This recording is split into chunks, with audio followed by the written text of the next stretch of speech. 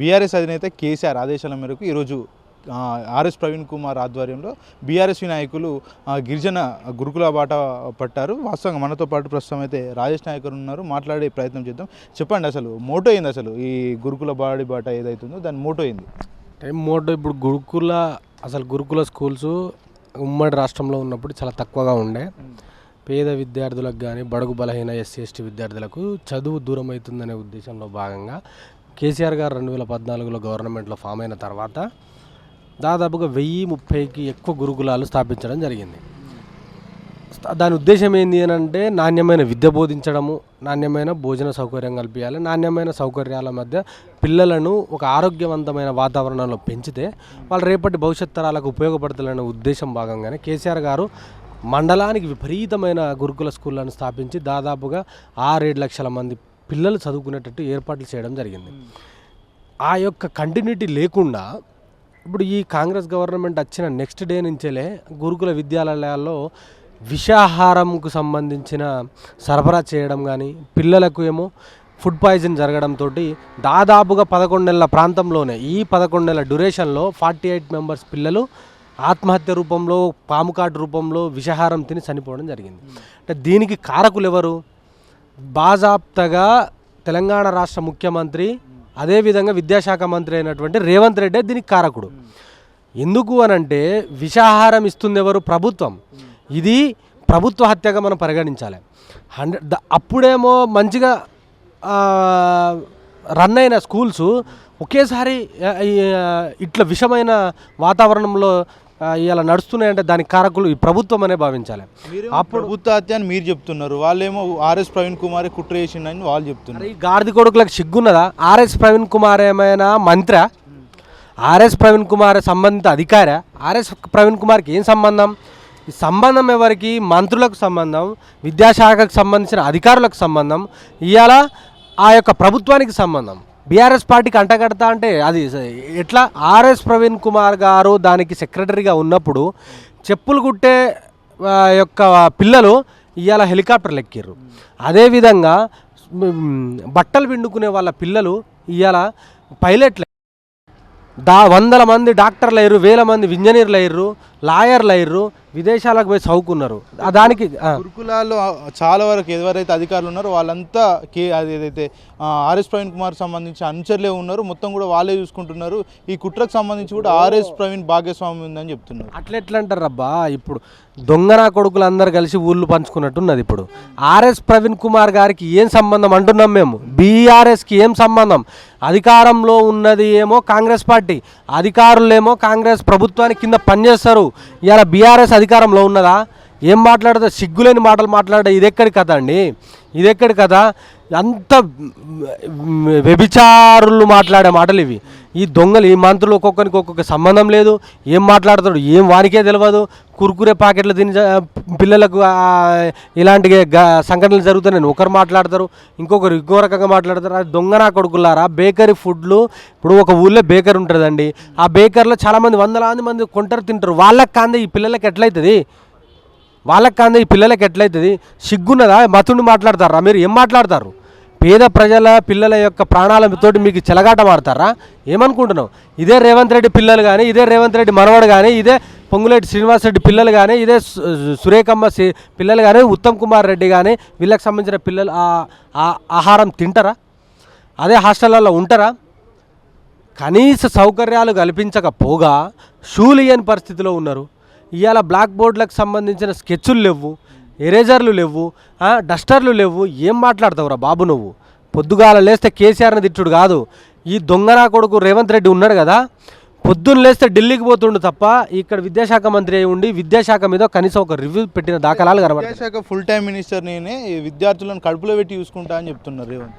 ఇప్పుడు అప్పుడేమో కడుపులో మేము చక్కెర తినిపిస్తాం పిల్లలకు అని చెప్పేసి ఓట్లు వేయించుకున్న దొంగలు ఇప్పుడు కడుపులో కత్తులు పెట్టుకొని మాట్లాడుతున్నారు. వీళ్ళు అసలు ఏం చేస్తున్నారో అర్థం కాని పరిస్థితి.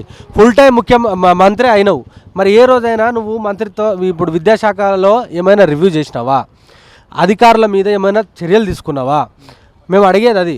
మొన్నటికి మొన్న బాలల దినోత్సవం రోజు వేలాది మంది పిల్లల ముందు విషాహారం కానీ ఎటువంటి పరిణామాలు జరిగితే వాళ్ళని జైలుకేస్తా అని చెప్పినావు.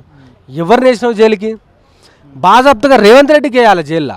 విద్యాశాఖ మంత్రి ఆయనే కాబట్టి తక్షణంగా ఆయన రేవంత్ రెడ్డిని సుమోటోగా జైలుకు పంపించాలి ఈ దొంగ నా కొడుకుని. విద్యాశాఖలో మంత్రిగా ఉన్నటువంటి రేవంత్ రెడ్డి శాఖలో చాలా వరకు అయితే విద్యార్థులు చాలా వసూలు పడుతున్నారు. 51 మరణాలు జరిగినాయి. దీని మీద ఇప్పటి వరకు ఎట్లాంటి తీసుకోకుండా అక్కడికి కూడా వెళ్ళి పరిస్థితులను సమీక్షించకుండా కేవలం ఢిల్లీకి ఇప్పటి వరకు సమీక్ష జరగాల్సింది ఏడా? రేవంత్ రెడ్డి అనేటోడు ఢిల్లీకి పోవాలి, రాహుల్ గాంధీకి మసాజ్ చేయాలి. అక్కడున్న వాళ్ళకు ఈ ఇక్కడ డబ్బులు ఆడ కప్పం కట్టాలి, ఇక్కడ కమిషన్లు దండుకోవాలి, కాంట్రాక్టులు తీసుకోవాలి తప్ప పేద ప్రజలు పేద పిల్లలు ఇబ్బంది పడితే వానికేం సంబంధం అబ్బా? అవసరం లేదు కదా. ఆయన ఆక్రిడ్ స్కూల్లో చదువుకోవాలి, ఇంకో స్కూల్లో చదువుకోవాలి, ఇంటర్నేషనల్ స్కూల్లో చదువుకోవాలి, సరిపోతుంది. మాలాంటి బడుగు బలహీన వర్గాలకు సంబంధించిన పిల్లలు గురుకుల స్కూళ్ళలో చదివితే నీకు కడుపు కోత కదా. రేపటి రోజున వీళ్ళు బరాబర్ ఇవాళ ప్రశ్నిస్తారు కదా రేపటి రోజున ప్రభుత్వానికి. మంచిగా సౌకర్యం ప్రభుత్వం ఉన్నప్పుడు మెస్ ఛార్జీల కంటే మేము ఎక్కువనే ఇస్తున్నాం, ఎక్కడ జరుగుతుందో లోపం అంతా అర్థం అవ్వట్లేదు. లోపం ఎక్కడ జరుగుతుందో ఎవరికి తెలుస్తుంది అబ్బా? ప్రభుత్వంలో ఉన్న వాళ్ళకే తెలుస్తుంది, ప్రభుత్వ అధికారులకు తెలుస్తుంది. దాని మీద నువ్వు ఒక దర్యాప్తు సంస్థను ఏర్పాటు చేయాలి, దర్యాప్తు చేయాలి. ఏం చేస్తున్నావు నువ్వు? గాడిద పనులు తవ్వుతున్నావా లేకపోతే గుర్రాల పనులు తవ్వుతున్నావా? ఏం చేస్తావు? ఒక మంత్రిగా విద్యాశాఖ మంత్రి ఫుల్ టైం మంత్రి అని చెప్తావు, ఒక విద్యా కమిషన్ ఏర్పరుస్తావు, కనీసం దాని మీద ఎటువంటి రివ్యూ లేదు, ఏం లేదు, అసలు ఏం కనపరచలేదు. ఈ నా కొడుకు ఎవడైతే రేవంత్ రెడ్డి ఉన్నాడో మంత్రి కదా ఆయనని తీసుకుపోయి ఆ స్కూళ్ళలో కట్టేయాలి. గాడిద నా కొడుకుని కట్టేసి వారం రోజులు అదే బువ్వ పెట్టాలి. అక్కడ ఆ దోమలలో పండ పెడితే అప్పుడు ఆ పోరగాలు పడుతున్న అవస్థ ఏందో అర్థమవుతుంది. ఏం తమాషా ఎందుకు ఇంత నిర్లక్ష్యం? కేసీఆర్ గారు ఆనవాళ్ళు లేకుండా చేయాలనే దురుద్దేశం వీడికి.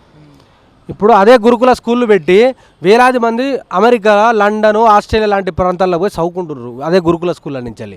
పైలట్లు అయ్యారు అబ్బా, ఎన్ఐటి ఐఐటీలలో చదువుకుంటుర్రు. అదేవిధంగా డాక్టర్లు అయ్యారు, ఇంజనీర్లు అయ్యారు. ఇప్పుడు ఏం చేస్తుండు? కేసీఆర్ గారు ఆనవాళ్ళు లేకుండా చెరిపేయాలి, గురుకుల స్కూళ్ళకి మొత్తం చెరిపేయాలి. ఇవన్నీ గురుకుల స్కూళ్ళు లేవనుకో అదే కొండలరెడ్డి గారు పోయే ఒక వరంగల్లో స్కూల్ పెడతాడు, అదే జగదీష్ రెడ్డి గారు ఇంకో స్కూల్ పెడతాడు, తిరుపతి రెడ్డి గారు ఇంకో కాడ పెడతాడు. అంతా ప్రైవేటీకరణ చేసి ప్రైవేట్ స్కూళ్ళు పెట్టి ప్రైవేట్ యూనివర్సిటీలను తయారు చేయాలని ఒక దురుద్దేశము.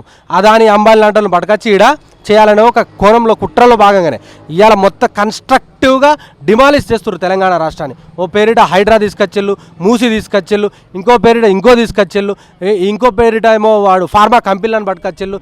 ఇవాళ తెలంగాణ రాష్ట్రానికి మొత్తం అధోగతి పాలు చేసి అగమ్య గోచరంలో తీసుకుపోయి ఎవ్వడు పెట్టుబడులు పెట్టకుండా చూడాలి, ఎవ్వడు ఏ రకంగా మాట్లాడద్దు, తెలంగాణలో మొత్తం ఖతం చేయాలి దీన్ని అని చెప్పేసి ఒక రకంగా కుట్రపూరితమైన వాతావరణం నడుస్తుంది. పాలనను ప్రజలంతా సంతోషిస్తున్నారు, ప్రజలంతా స్వాగతిస్తున్నారు అని చెప్తున్నారు. భయ్య వేడాది పాలనలో ఇదే మైకు ఇదే కెమెరా పట్టుకొని నువ్వు ఇదే కొండారెడ్డిపల్లె కొడంగల్కి సంబంధించిన కొండారెడ్డిపల్లెకి పోయి అడుగుదాం.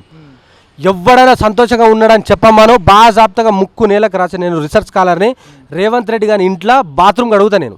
చెప్పము ఏ ఒక్కడైనా సంతోషంగా ఉన్నాడు అడుగుమను. ఏం మాట్లాడతాడు వాడు? తమాషాలు మాట్లాడు. సిగ్గున్న అదే ఎవరికైనా సిగ్గున్నది వీళ్ళకు. ఏ ఒక్క వర్గం సంతోషంగా లేదు.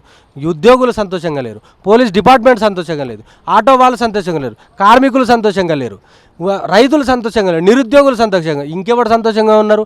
సంతోషంగా ఉన్నది ఒకరు ఈ రాష్ట్రంలో. రేవంత్ రెడ్డికి సంబంధించిన కుటుంబము, రేవంత్ రెడ్డికి సంబంధించిన వాళ్ళు ఒక కోటరీ సంతోషంగా ఉన్నారు తప్ప ఏ ఒక్క వర్గం సంతోషంగా లేదు. మైకు పట్టుకు పొద్దుగాలే కుక్క తిట్లు తిడుతురు భయ్యా. ఏం మాట్లాడుతాడు ఆయన? ఇప్పటికైనా ఈ విద్యాశాఖ మంత్రి తక్షణమే మేల్కొని ఈ యొక్క గురుకుల స్కూళ్ళల్లో జరుగుతున్నటువంటి ఆగడాల మీద రివ్యూ జరిపి తక్షణమే దర్యాప్తు జరిపి కారకులు ఎవరైదో, అది బీఆర్ఎస్ పార్టీడైనా కానీ, అది బీజేపీ పార్టీడైనా కానీ, వితిన్ ద కాంగ్రెస్ పార్టీడైనా కానీ అసలు ఏం జరుగుతుంది, లోపం ఎక్కడ నడుస్తుంది, వాళ్ళ మీద చర్య తీసుకొని వారిని జైలుకు పంపే ప్రయత్నం చేయాలి తప్ప పొద్దుగాల లేస్తే కేసీఆర్నో కేటీఆర్నో తిడితే ఈ జనాలు మెచ్చుకోరు. అరే ప్రాణాలు పోతున్నాయి అబ్బా పోరగాళ్ళవి. పొద్దున్న లేస్తే గదే వార్త, ఏం తీసినా పోరగాళ్ళు విషాహారం తిని హాస్పిటల్ పాలయ్యారని చెప్పేసి. నువ్వేం చేస్తున్నావు? నీ అధికారులు ఎక్కడా? నీ యొక్క మంత్రివర్గం ఎక్కడా? నీ ప్రభుత్వం ఎక్కడా? ఏం చేస్తుందో ఇప్పటికైనా మేల్కోవాలి రేవంత్ రెడ్డి. తక్షణమే రేపటి నుంచి మా యొక్క కార్యాచరణ స్టార్ట్ అయింది. ప్రతి ఒక్క బీఆర్ఎస్ పార్టీకి సంబంధించిన బీఆర్ఎస్ విద్యార్థి విభాగం తరఫున మేము ప్రతి జిల్లాలో ఉన్నటువంటి సంక్షేమ హాస్టల్లో తిరుగుతున్నాం, ఎస్సీ ఎస్టీ గురుకులాలను వీక్షిస్తాం. ప్రతి ఒక్క అక్కడ ఏం తప్పులు జరుగుతున్నాయి అనేది పూర్తి స్థాయిలో మేము నివేదిక తీసుకొచ్చి ఈ మా యొక్క బీఆర్ఎస్ పార్టీకి సంబంధించిన వర్కింగ్ ప్రెసిడెంట్ కేటీఆర్ గారికి మేము అందజేస్తాము. ఆ తర్వాత డిసెంబర్ 9 నుంచి జరగబోయే అసెంబ్లీలలో 100కు 200% వాళ్ళు దీని మీద మాట్లాడతారు. ఈ ప్రభుత్వం యొక్క మెడలు వంచే వరకు ఈ తీవ్ర స్థాయిలో మేము తీసుకుపోతాం. దీన్ని ఇడిచిపెట్టేది లేదు. పేద ప్రజల ప్రాణాలు ముఖ్యము బీఆర్ఎస్ పార్టీకి, అర్థమైందా? వీళ్లకు పొద్దుగా లేస్తే విలాసాలు కావాలి, ఉత్సాహాలు కావాలి తప్ప వీళ్ళు పేదల గురించి ఆలోచించే పరిస్థితిలో లేరు.